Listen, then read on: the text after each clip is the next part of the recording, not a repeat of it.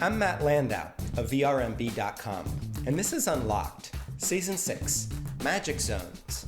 This episode's brought to you by Point Central, the leaders in smart home automation, and Breezeway, property care and operations platform.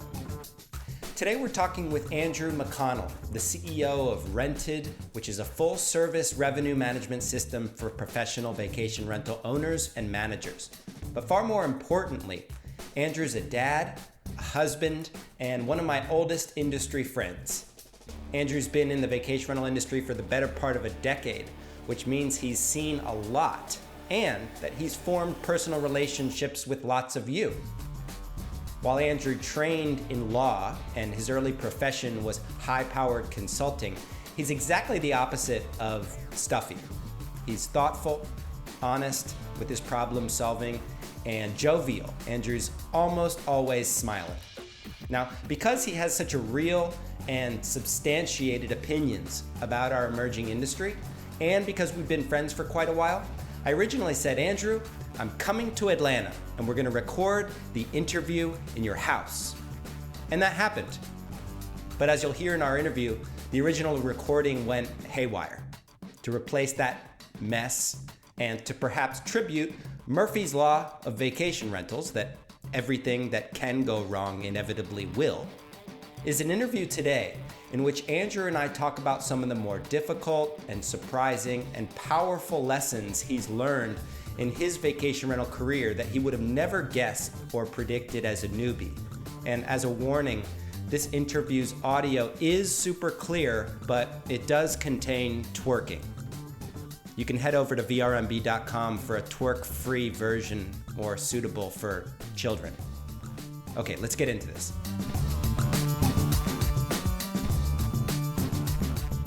In August, we relocated to Bermuda. They had a digital nomad program. And so enrolled my daughter in school over here. And we've been living in vacation rentals on the island and absolutely loving it. Wow. So digital nomad program, was that a marketed campaign? It was. So Bermuda historically is very, very difficult to relocate to. They try to keep it very tight on the island. You can't become a resident. You typically can't buy property. They have all these restrictions. And with COVID, as travel dried up, they were one of the first countries that really tried to recruit people to come and relocate and say, hey, why can't you work remotely? I think you've probably seen the Cayman Islands did something similarly. Barbados did something. And so in June of 2020, Bermuda opened this program so you could do a 12-month residence permit to come out. And that's what my daughter and I did. My wife's just been bouncing back and forth. She's an attorney, so she has to be back in the US and comes back and forth. And I've met both your wife and your daughter because this is arguably the single most overdue interview release that we have in the history of the Unlocked podcast. I drove to Atlanta with my girlfriend, and we went out to a soccer game and we ate pizza and we stayed over at your house and we woke up in the morning and the ladies left and we made some coffee and we recorded an interview and I messed up the sound and we never released that conversation.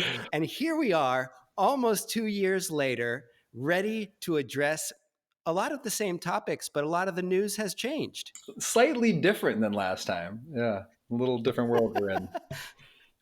Andrew, give people a brief idea of who you are pre-vacation rentals. Like what was your training? My training was in law. So I had a legal degree from here in the US and another one in the UK, did the bar exam down in Florida, and then never practiced law, went into consulting, management consulting at McKinsey.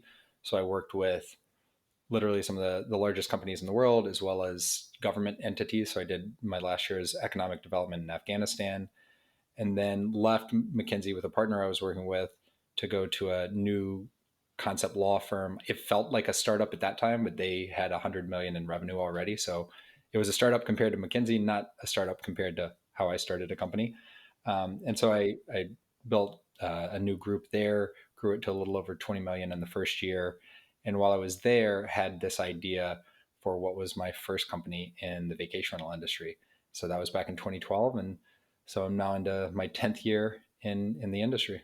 And you now are still the CEO of Rented. And for those who don't know Rented, they should. And there's a reason we're skipping over a lot of the background stuff because most people know you. But how do you describe this tool these days? Because you've made some really cool innovations over the years. Yeah, and it really is the story because technically this is my third company in the vacation rental industry. The first one was Vacation Oh, Futures. that's right. And what that was a marketplace that really was trying to connect owners looking for professional managers with those managers.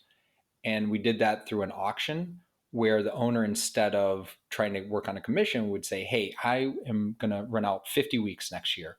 I'm going to let all the managers bid against each other to tell me who can make me the most, who's going to give me the most guaranteed. And that was a success for a while. It grew very, very quickly, and then it plateaued. And what I learned once it kind of hit the ceiling was even if managers wanted to provide those guarantees, many didn't have the financial means to do it and didn't have the geographic diversification to be able to take on that kind of risk. I had thought coming in that because they were the professionals, they could have 50 homes and they could spread that risk. But you're not really spreading your risk if all 50 of your homes are in Gatlinburg, if all 50 of your homes are in Hilton Head, right? So it's really concentrated risk. And so we had early success with companies like Vacasa and some one-off deals from more local managers, but it just wasn't as big of a market as I thought it was. All the owners wanted it, but not many managers.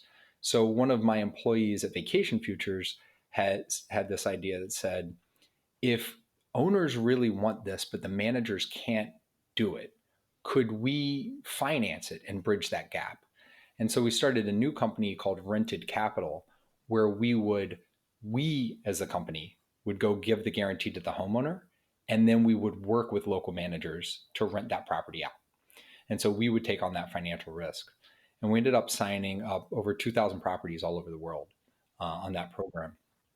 And then right around that time, hired Cliff Johnson, who has also been on the Unlocked podcast, and many will know as a co-founder of Vacasa. And he said, once we had gotten to 2,000 properties, the most effective thing we can do is not sign up more properties now. It's make more from each property. I think we could do a much better job on the revenue management instead of just leaving it to the local manager. And so we took that portfolio of properties and started performing revenue management. And I thought we'd make an extra 5 or 6% over the course of the year. And what we saw within a few months was we were making 30%, sometimes more than 100% more. Wow. And said, wow, this is so different than we had imagined. We have something that's really, really valuable here. And so what we did was we created that as its own product. And we have really two different offerings on that. We have full service, where we have the best revenue managers, I would argue, in the entire industry that will work on your portfolio for you and do all the work. So all you do is you still run your local operations, but we handle all the pricing and revenue management. It's not just a consultant that tells you the work to do. They do all the work. Or that's our full service offering. The other option is we have a self-service offering. So we'll give you the access to the same tools, the same data models, the same cohort analysis, everything our team uses. We just let you use yourself if you want to control that. And that's what we called ART, the automated rate tool, named after my grandfather who passed away last year. Oh, I love that. Andrew, one of the things I absolutely love about you is you bring this very high level understanding of industry and business to the job because of your background. But you're also an incredible listener, I think. And in only those little evolutions of your current business, you gave me two examples of listening carefully to people on your team and making adjustments based on what might work. And in preparing for today's interview, I was like, how the heck are we going to make the most of Andrew McConnell's time on this interview? And I tossed you the challenge of thinking about, over the course of the last decade that you've now almost been in the industry, and that basically makes two of us, what are the big lessons that you have learned? Like, what are some things that have surprised you about this emerging industry? And you put together some thoughts, and we're going to go through them category by category. You're going to start off with your big lesson, and then I'm going to come in with any additional thoughts that I've got, good, bad, or ugly. I referred to these additional thoughts originally as twists or twerks. So do you have a preference in terms of which I do after your question? Do you twist or twerk? Let's twerk it. Okay, let's twerk it. In honor of Miley. Let's twerk it.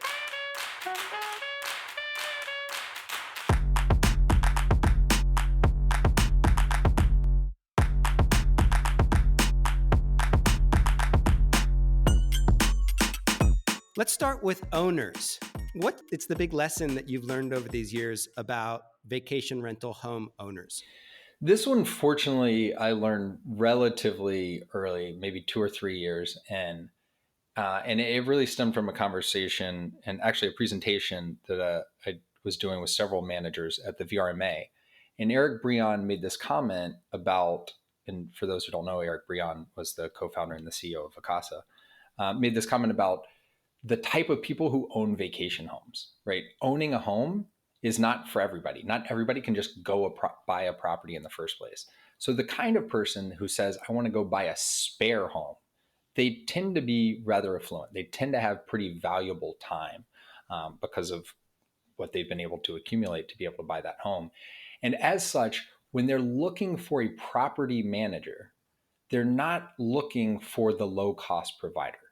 You know, there's a difference of if you're buying something totally commoditized. I'm going to go buy a wrench. Maybe I'll buy any wrench. But if I'm going to go get LASIK, I'm not necessarily looking for the cheapest option to put a laser in my eye. I really want the high quality option. And really thinking about what the owner's trying to get. It's not necessarily always just the cheapest. They're looking for the best value. And when you talk about property management, the property and the property care is a really big part of that, as well as what you're truly netting to the owner in terms of revenue at the end of the year. It's not just the cost, it's about the total value. And that's something I've seen play out time and again, that it doesn't matter if you're the low commission provider. If that's all you are, then the kind of owner that signs up for that is also the kind of owner that's very quick to leave as soon as there's something cheaper, and they're the kind that really churn out. So you need to really think about value as opposed to just cost. My twerk on that concept is that when it comes to almost anything in growing a vacation rental business, quality over quantity is such a great priority. Whether it's, building a fleet, looking at the actual profit per property very carefully, looking at the properties, let's say, that require much more maintenance than others, the owners who are giving you headaches. There's a Inner Circle member named John Dean of Only Provence.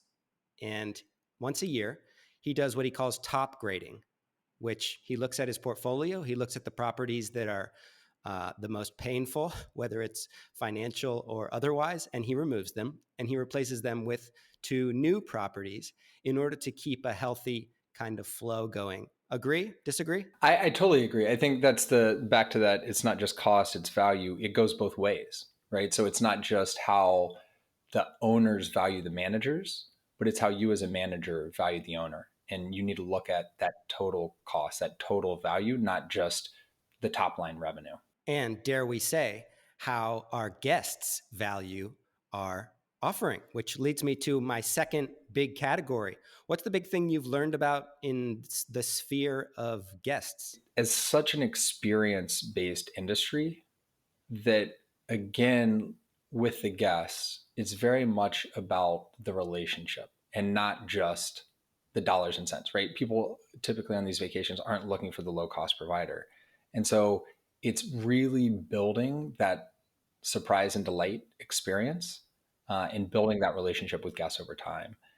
And that's where, maybe we'll get to this, but the premise of whether you go through a third-party channel or book direct or whatever it is less important to me that first time than making sure that every single guest, whether they're the person that booked or not, but every single guest that comes into that home and lays down on that pillow knows who you are, and you build a relationship and you build a brand and you build a memory with them. Because the single best place to increase your margin is to have those repeat guests, to not have to be paying for direct traffic or for pay-per-click or for display ads or anything, but to just have them know and want to come back to you, and really how relationship oriented that is. I love that last sentiment about it's the single best way to increase your margin, because I think oftentimes owners and managers are trying to justify how they spend their time, which is probably the most precious resource that they've got.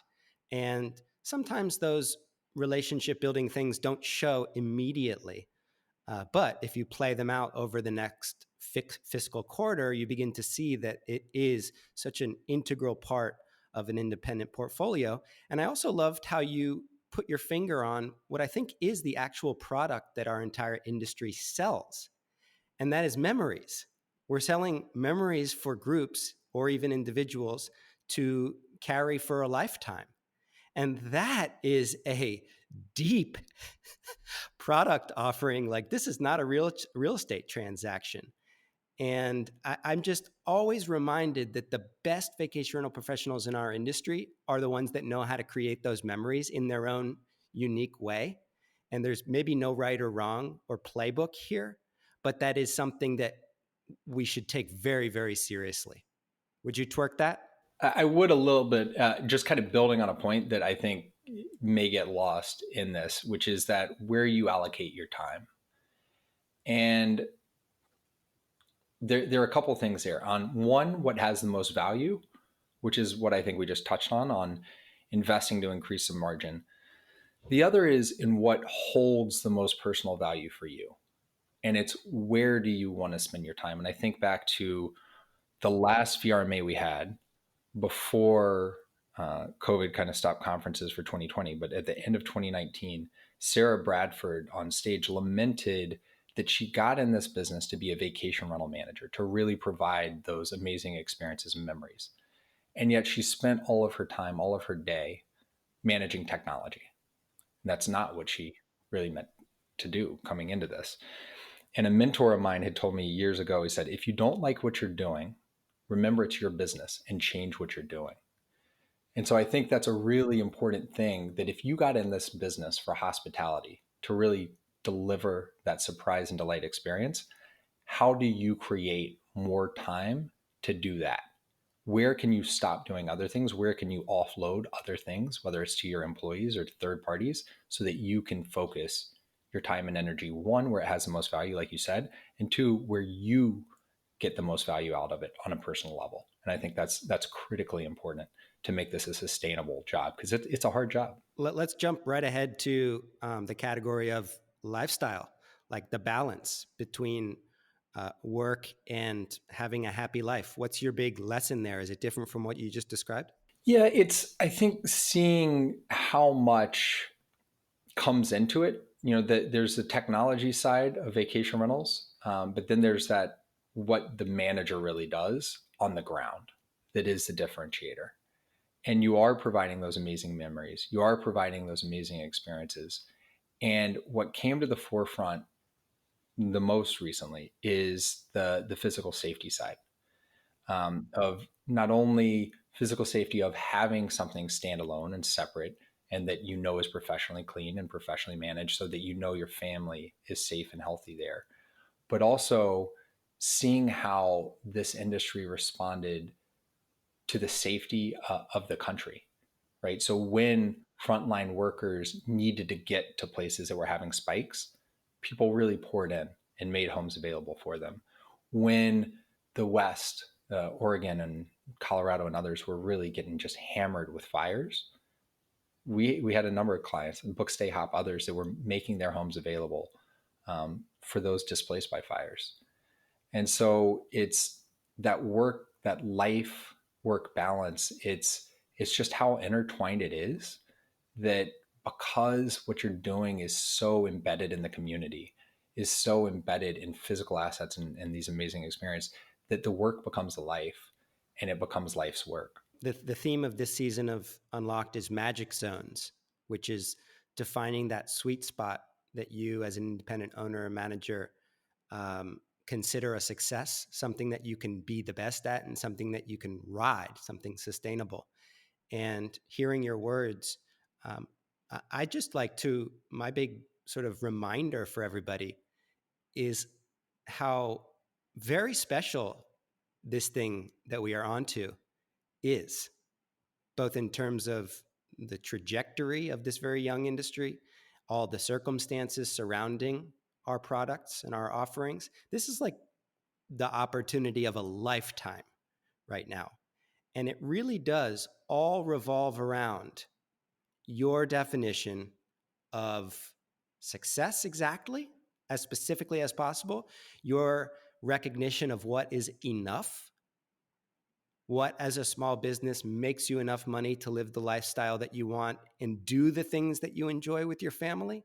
Like that to me is supremely innovative in today's work, like worldwide work landscape. I would add an additional wrinkle to that: do the things you love with your family. Is also do what you love at work. You're spending a third of your life, potentially more than half your waking hours working, typically. And it's not just, hey, let me kind of suffer through this time so that I have a balance of time on the other side. And I always try to think of it in a 2x2, kind of inevitably as a consultant, where what am I great at and not as good at? And what do I love doing and what do I not enjoy? And if you can move more of your life, much less your work life, the work, into that top right box, thing that I'm great at and I love doing, that's really where they blend together and integrate so well, because you love your work life then. It reminds me of the work that I've done in the nonprofit world of people who create these incredible causes and foundations and programs that are just revolutionizing, they're problem solving the deepest things that their societies had to deal with. And they love it so much. They're like, that's their unstoppable force, is that they really love what they do. And that I think is something that we have in common. It of course does have its downsides. We've got to draw some lines. I'd like to move into the lines, the operations. Yeah. What is your big lesson that you've learned over the last 10 years about operating a sustainable vacation rental business? Yeah, this is, I think, more than anything, this is an industry that will humble you, right? And I think this area in particular is for me personally, and I've seen from others, the most humbling part of the industry. And coming in from the outside and looking at it and studying other industries and parallel industries and how consolidation works, and seeing what happened with hotels, where 70 something percent of rooms are now operated under 5 different brands now, or flags, right? Marriott has 30 something brands. So it's a bunch of different brands, but it's 5 big companies.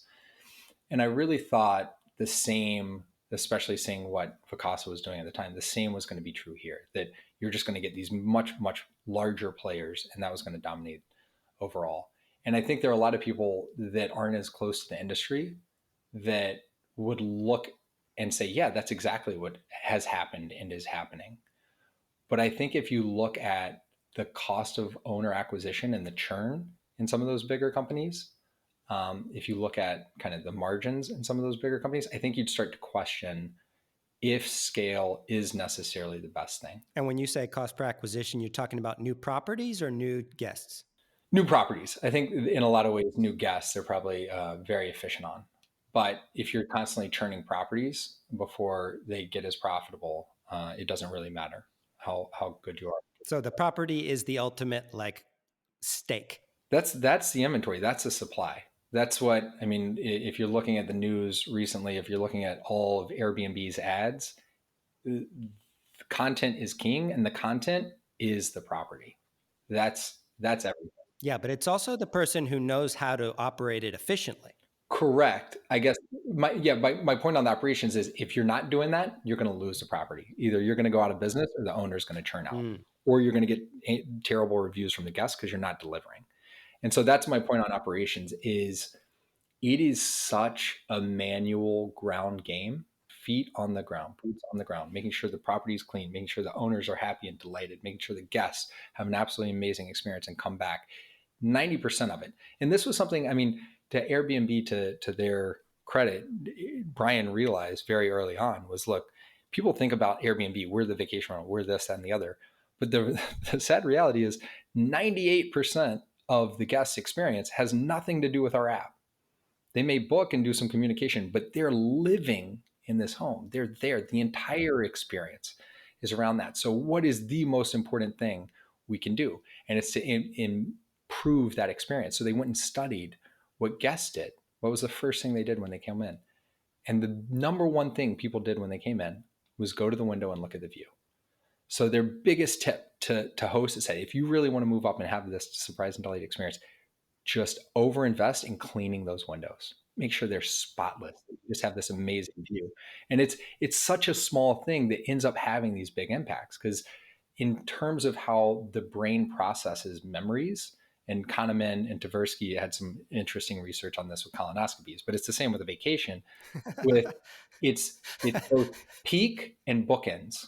So what happens right at the beginning and right at the end, and then what was that peak experience? And it's that combination that really dictates, are you creating a 5-star review, or are you just getting kind of a middling 3 or 4? And that's a lesson for people who work with colonoscopies as well. It was a big lesson. But now you get sedation, so it doesn't matter as much now. But there was some big lessons on that one. Let's move on to maybe another topic. I want to add a twerk to that operations concept, and that is, this might be the first industry of its kind to have these kinds of dynamics. If you look at the other big disruptive companies that everybody's familiar with, none of them actually impact local communities in this way and neighborhoods. And for me, that boots on the ground thing, it's directly correlated with fair regulation. And that's a subjective term. We're going to dive deep into that term in season 2 of How to Save Your Vacation Rental Business with Dana Lubner. But fair, meaning that it accurately reflects some of your, if not all of your needs as a neighbor. Fair regulations don't happen if you're not present, if you're not showing up, if you're not caring. And that move fast and break stuff phrase that they apply to a lot of these large VC-backed companies, we can't afford to break stuff, because then it's broken, right? Yeah, I mean, when you talk about your inner circle, they're your inner circle what? Community. Members, right? Yeah. Well, it's your inner circle members too. And just living in a community, just having operations in community means nothing. It's, are you a member of that community? And a member is a real two-way street. And you have to invest it before you want something from it. You have to be giving to it as well. And that's, I think, a huge lesson for people who, for the longest time, thought, oh, I can just kind of keep my head in the sand, do my own thing, and it'll be fine. No, you're a member of the community, and you're going to be seen what kind of member you are based on what you're doing when things are great, what you're doing things are not great, what you're doing before you want something from it. That's what's going to dictate how that community views you. And now a word from our sponsors. Our interview with Eddie Gray, the housekeeping director at Newman Daily Resort Properties in Destin, Florida, was a really powerful one. And more specifically, Eddie's understanding of the way technology fits into a handmade hospitality enterprise was second to none. Here's first his opinion about Point Central, smart home automation, and how that fits within a streamlined business. We went to keyless entry door locks, we use Point Central. So by having keyless entry, we give all of our guests a closing door code. So when that guest leaves that property and checks out, they must put a 6-digit closing code in that door. And when they do so, our corporate office reservations team get the notification, and all of my cleaning staff get the notification. So it could be at 4 a.m. and that housekeeper will get a text alert, the home boathouse has departed, for example. So now that cleaner has the option to wake up early to get a head start, or they can sit in and wait to checkout time. But most of our cleaners will wake up early and get out here to get to work. So the cleaner goes in and cleans the property. Then they put an exit door code in when they're done. After the cleaner puts their closing code in, then the inspector is notified of that property. Then that inspector knows, now it's my time to get to this home, get it inspected thoroughly, and ready for the next family coming in before check-in. So when that inspector does their process, they put a final closing code in, and that is called the completion code. Reservations department and front desk get that notification. Now they can call that family that has paid for early check-in, that wanted to be in before 4, that their property is ready. All those things have cut my time down of the communication of picking up the phone, making the phone call to the cleaner. Cleaner calls me when they're done. I call the inspector and say, inspector, now go to the property. Inspector does their job, and they pick up the phone and call me. So all those phone calls stopped. If you'd like to do a demo with Point Central, head over to pointcentral.com/VRMB. They're now taking on vacation rental managers with less than 25 properties, which is a complete game changer. Eddie's second comment was about our other sponsor, Breezeway, property care and operations platform. Here's how he described it. I would actually make my schedule just with a pen and pad and a notebook and a printed departure schedule, and I would have to write these cleans down, and we average on a busy Saturday 150 cleans in one day. I have some cleaners that will clean 3 properties to 20 properties, so I'm writing their name and all 20 units. Then I would have to text message them all those 20 that they have, and not just one crew. I would have to text message probably 40 crews to do 150 cleans in one day. And that was time. That was a lot of my time in that desk, in that office. Now with Breezeway, when they came about and we purchased that, invested in it, we were able to implement and add our checklist that we created into their software platform. We were also able to utilize Breezeway by putting property specific notes for certain properties.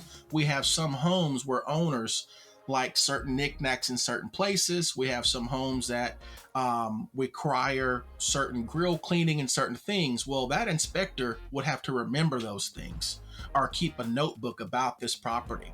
Now in Breezeway, every unit is specific, and you can add these details about this home. And then the back end of that, it has a maintenance portal as well, cleaning portal, inspection portal, and a maintenance portal where you're able to communicate with all 3 departments that hone in, and that's the hub of the wheel for a vacation rental, is housekeeping. So Breezeway had it all in one package where I could make a schedule, send it to my cleaner. The inspector can go out and do their job and check the home. Then if they find any maintenance, anything broken, a leak or toilet issue, we would submit those maintenance tickets over through Breezeway through the rental department. Then the rental manager will get the maintenance order and send out the maintenance vendor to fix the problem. So all those things are being taken care of with one software company, which is Breezeway. If you'd like to do a demo with Breezeway and get free implementation valued at $1,000, head over to breezeway.io/VRMB. These 2 tools are complete game changers, and it's a pleasure to have them as sponsors. When they're organically brought up in the conversation with innovative owners and managers, that's when you know they're doing something awesome. Let's get back to the show.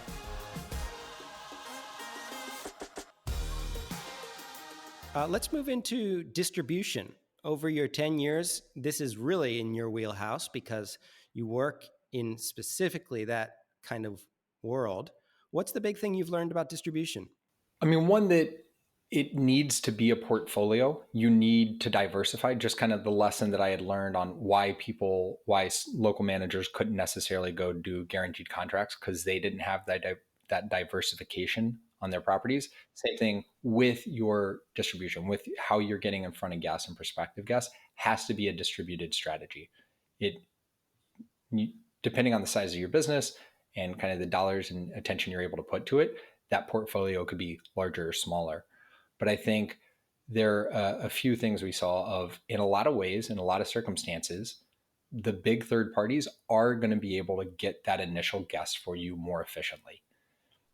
you're competing against them, you're competing for AdWords, you're competing for placement, and they have these huge scaled marketing departments. They're spending billions of dollars.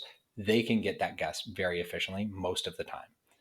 Now, with each solution comes a new problem in that just because they got that guest onto their platform, you're still kind of having to do similar work within Airbnb, within Vrbo, others, to make sure you're showing up well on searches within there.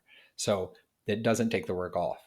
The problem, if you become too dependent on those, just because they're more efficient in some ways, is that they can change the rules whenever they want, and they have. They can delist you whenever they want, and they have.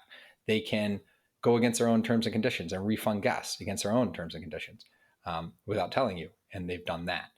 Or when times get hard, they could just pull back on marketing spend in the first place and not capture all those eyeballs, and they've done that. And so it's just very risky to put all your eggs in one basket, whether that basket's entirely direct, whether that one basket's all AdWords with Google or a third party. And so it's the real need for a diversified portfolio that you can kind of flex in different areas depending on what's happening. So historically, I would say, look, spending a ton on your own kind of AdWord advertising is going to typically be less efficient than going through the third parties.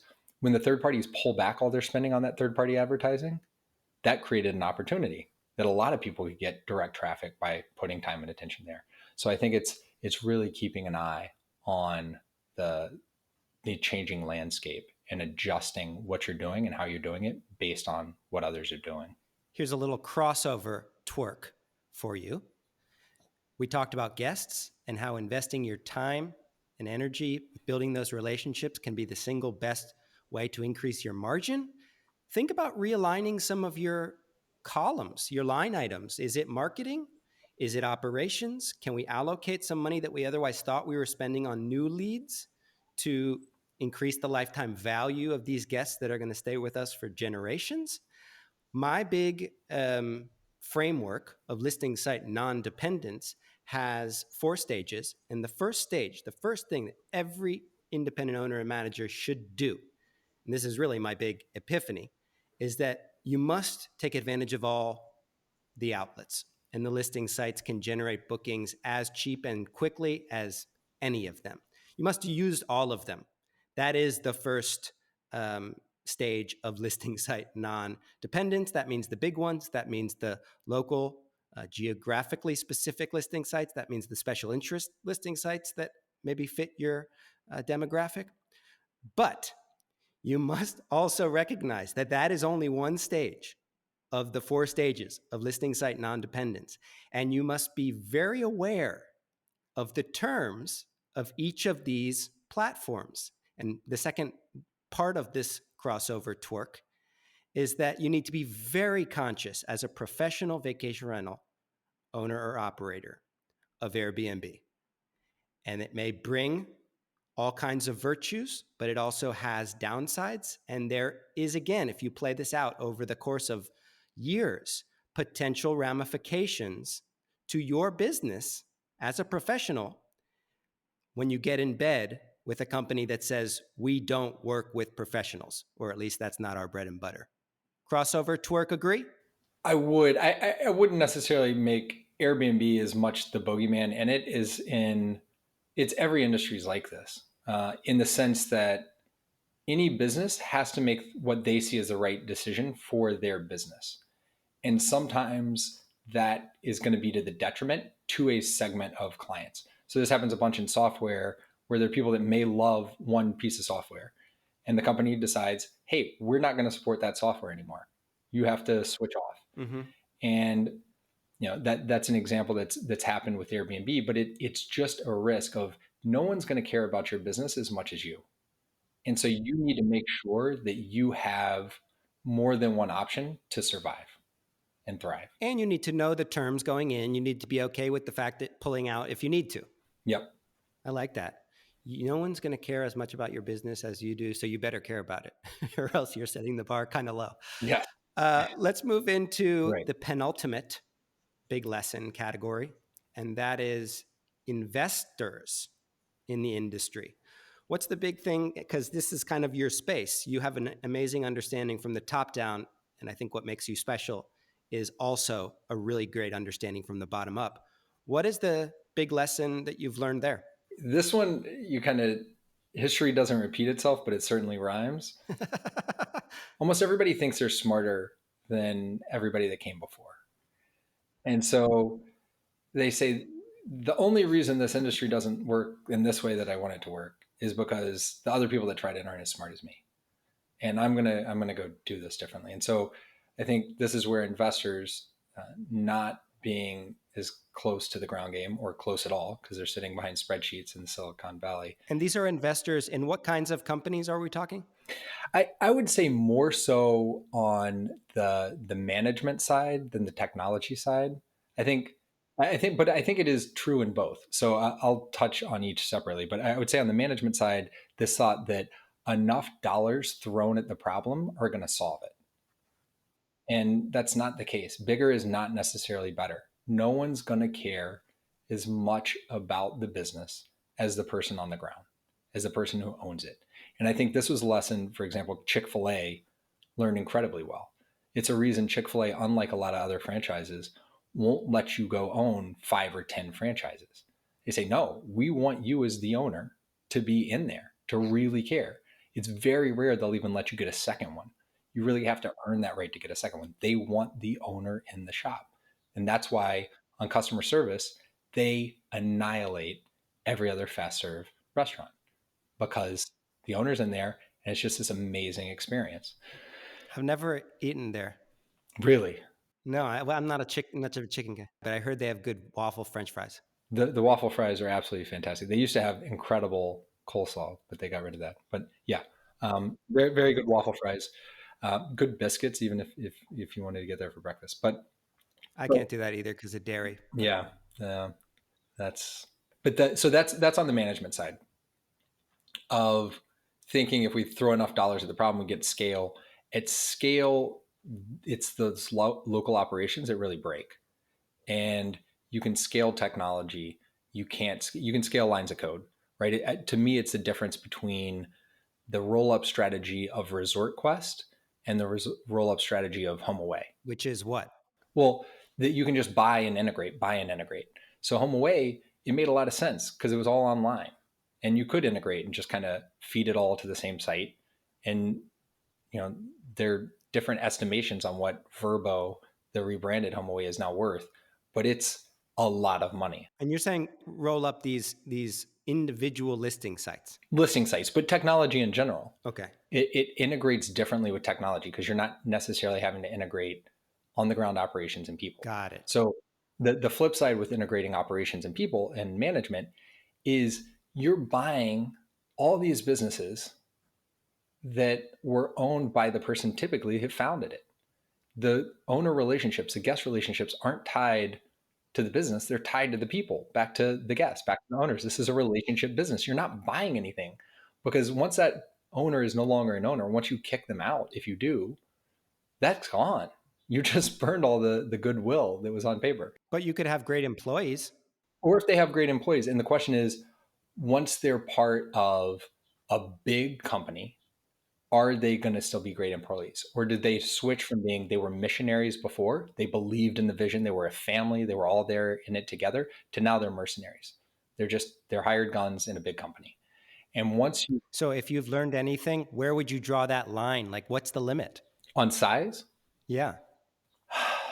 I think I don't have a bright line, but I think it comes down to how much ownership and autonomy you're able to create in those local operations. Mm.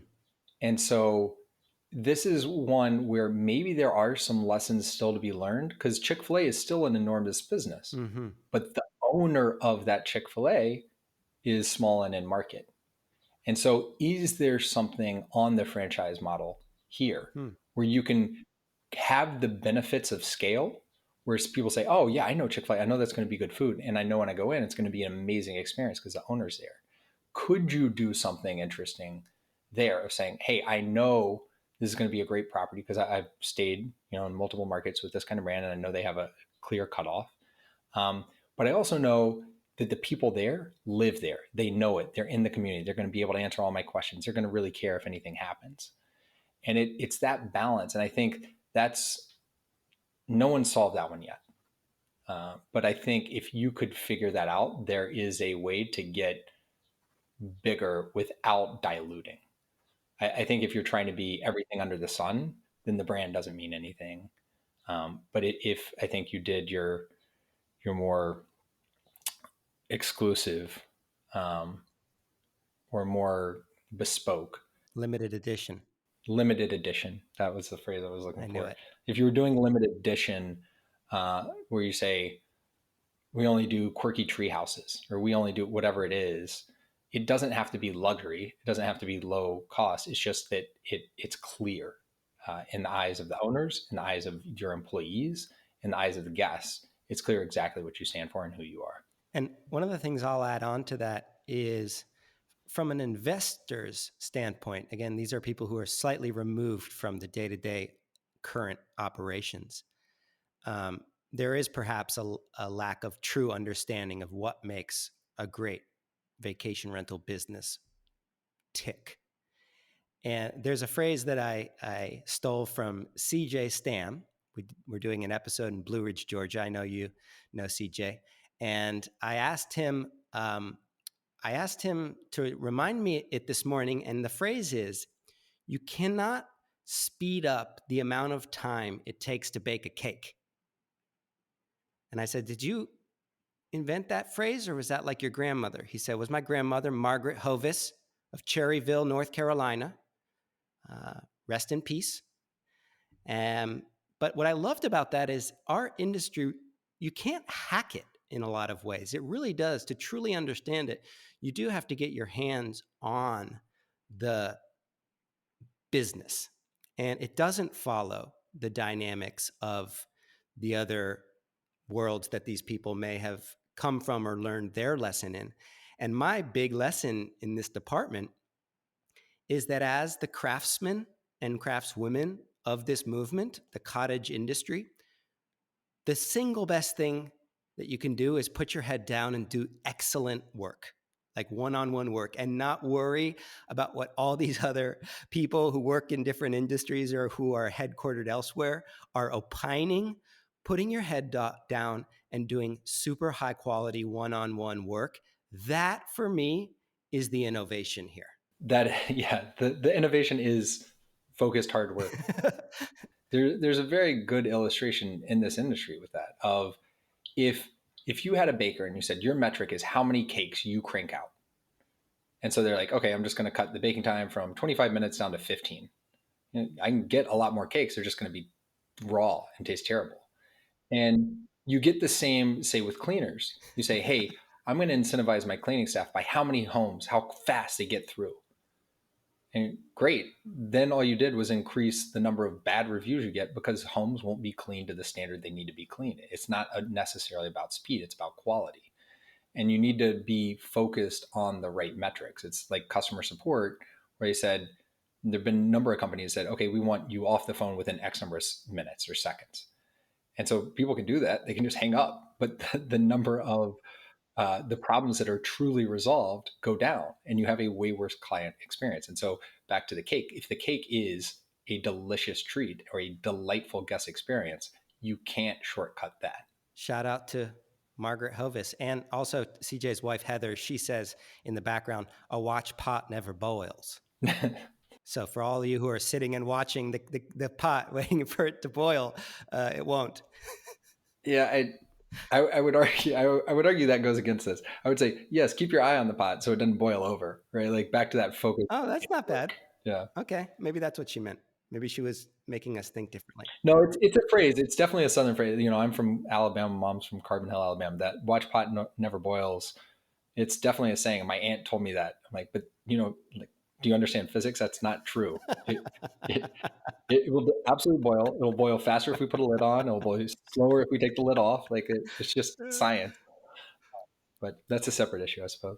All right. Well, let's stick with the science topic and moving into our final category, and that is adaptability, survival, resilience. What's the big thing that you've learned about the species that is vacation rental professional? They are a special breed, vacation rental managers. So as the rest of the world was totally freaking out, and I'm not immune to being one of these people, kind of looking at infection rates and this, that, and the other, and the whole world's falling apart. And you had these people saying, yeah, I've been through an oil spill. Yeah, I had to go through 2 hurricanes last year. Like, we've been through crises. I know how to deal. We've been through it. We've been through fires. And we know how to stay calm and carry on and get the work done, right? Like that, just focus and do the work. I can't control Mother Nature. I can't control these things that are out of my control. What I can control in is showing up full-hearted and doing the work and delivering that delightful experience, and seeing how, in what is in many ways, the most trying year in memory for so many people, how many managers, how many companies, how many individuals came out even stronger. It has just been an absolute inspiration for me to see what these people have been able to do. I think in this last 6 months, I have been rejuvenated and just so more confident than ever before that I'm in the right industry and movement that I want to be in for a really long time as a result of those things. And when we've been doing research into how to create fair regulation and advocacy, and I've found these interesting parallels to emergency response, and what tends to be a common denominator of the destinations and the companies that have favorable short-term rental regulation, that they can run their businesses for longer, profitably, happily, is that they prepare. They have a bit of a planning process for everything. People who are preparers tend to do really well in this industry. And people who are not good preparers, if they recognize that and they get the help of some preparers, they'll do just fine. But it's also a potential vulnerability if you're not putting together a plan. Because if you do, the future is almost unlimited. Yeah, I mean, preparing is the name of the game. You can't get ahead of a problem if you don't envision the problem. You can't work through the problem as efficiently as possible if you haven't thought about it before. Seneca, the Stoic philosopher, had said, if an evil has been pondered beforehand, the blow is gentle when it comes. To the fool, however, and to him who trusts in fortune, each event as it arrives, quote, comes in a new and sudden form, and a large part of evil to the inexperienced consists in its novelty.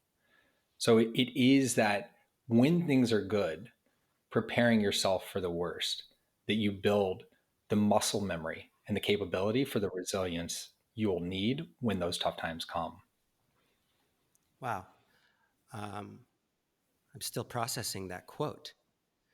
And I think that is a testament to the problem-solving nature of our industry as well. Like, we can pretty much fix or solve anything. I feel like it's our superpower. When you're put in a situation where there's no way to survive by doing what you've done, you have to innovate. And I think over and over again, whether it's regulation, whether it's innovation, right? Moving from the time in the industry where you would just drive out to the market and you had the shops and you would just walk in and say, hey, do you have a 3-bedroom available that I can book? To, oh, now it's all going through these huge companies online. It's just a totally different world. And you have to constantly be prepared to adapt. And the more you can get ahead of that, the more you're going to be ahead of the curve and do even better.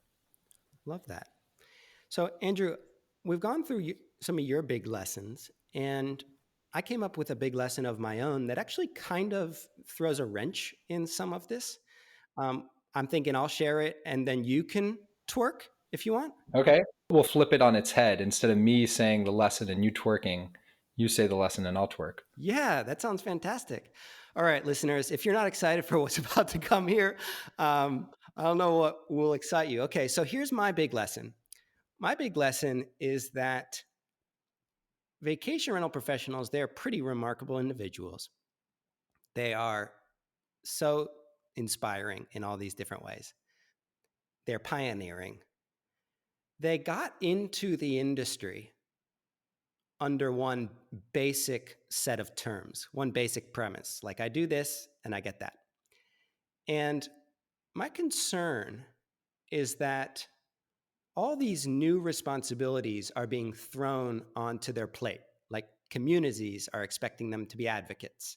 The SaaS providers are expecting them to be software CTOs. The guests are expecting them to be high, like, touch boutique hoteliers.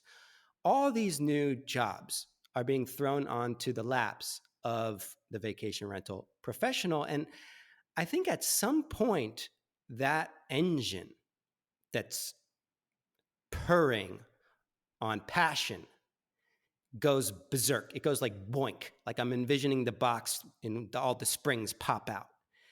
And up until now, this might not sound like a very good thing, but my big discovery is that it's okay to be a control freak. In fact, that's how most vacation rental success stories begin.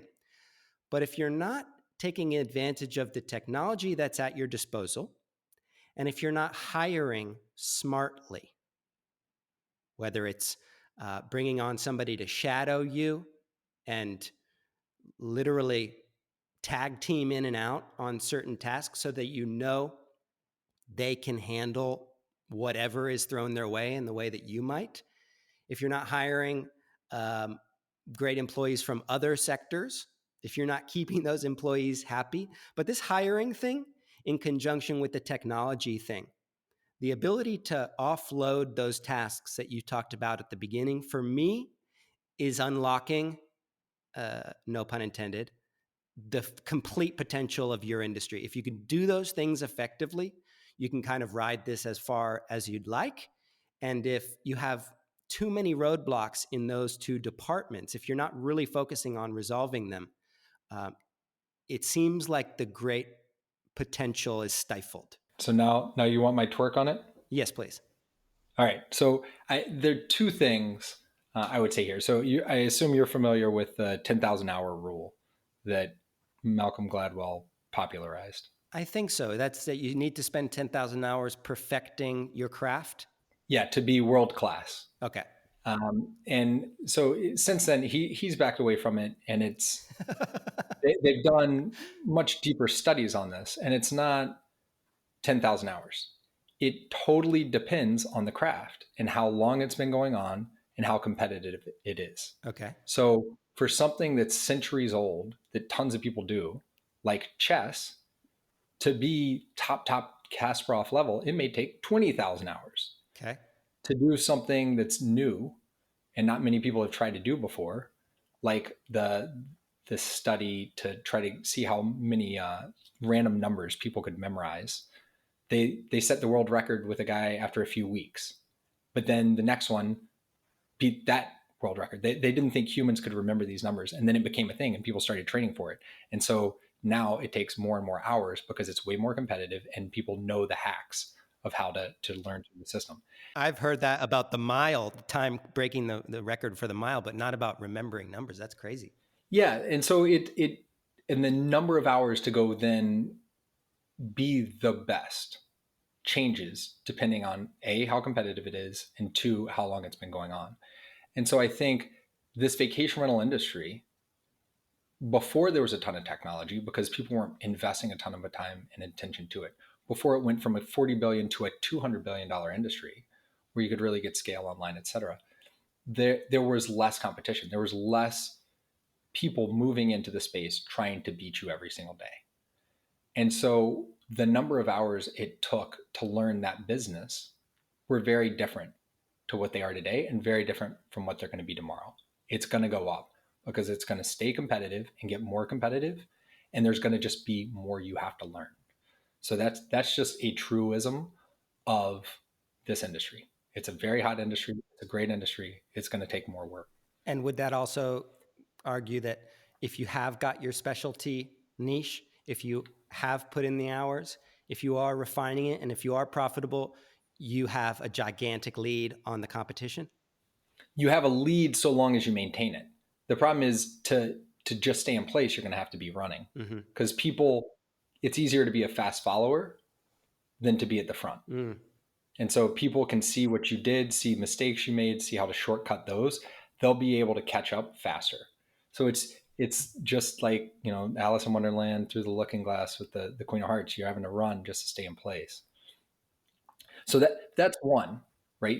That bar, what you have to learn, what you have to do is going up. To the other side, to your point, is you will burn out if you put all of that on yourself. So back to what we talked about with that 2x2, the more that you can set your limits on the amount of time you're going to put in and what kind of stuff you're going to take on. If you can spend 90% of your day, 90% of your week, your month, your years, doing the things that you're great at and you love doing, and find ways to stop as an individual or as a business from doing certain things, hiring others, whether internal or external, to take on those things that you don't love doing and aren't great at anyway, you're going to make it a much more sustainable business that you continue to love to do.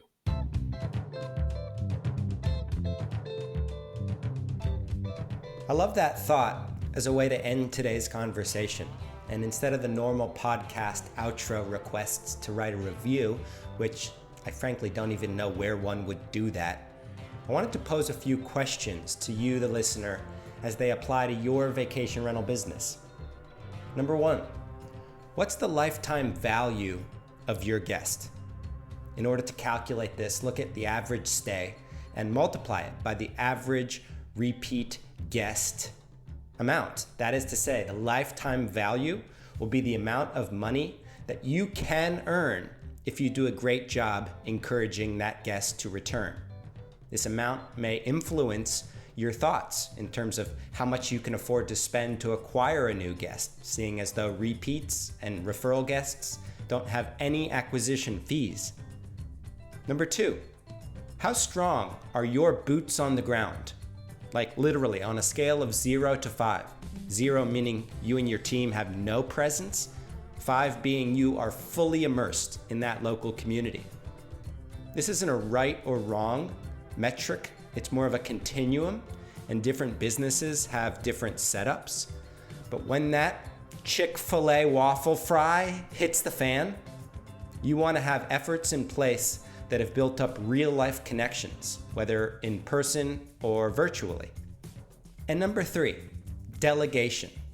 How good are you as a vacation rental entrepreneur at delegating on that same scale of 0 to 5, with 0 being terrible and 5 being I am the delegating guru? Delegating means offloading jobs that you're not good at into the court of employees, freelancers, or technology. And if it is a piece of technology that can unlock your business, but you don't have the bandwidth to onboard yourself right now, just have it on your checklist. Recognizing the importance of a tool as a key to help you avoid going berserk, that is a powerful first step. Okay, now the real outro. Don't write a review for this episode because not even I know how to do that. Instead, make sure you're receiving VRMB's weekly newsletter at vrmb.com/mmm, and consider becoming a member of our private community, where people like Andrew McConnell have been sharing wisdom like this now for many years. If you're an owner or a manager, there's no point in going at it alone. Growing pains hurt. So you should join the nearly 1,000 of us solving these problems in real time together. That's community.vrmb.com/register. Let's twerk it.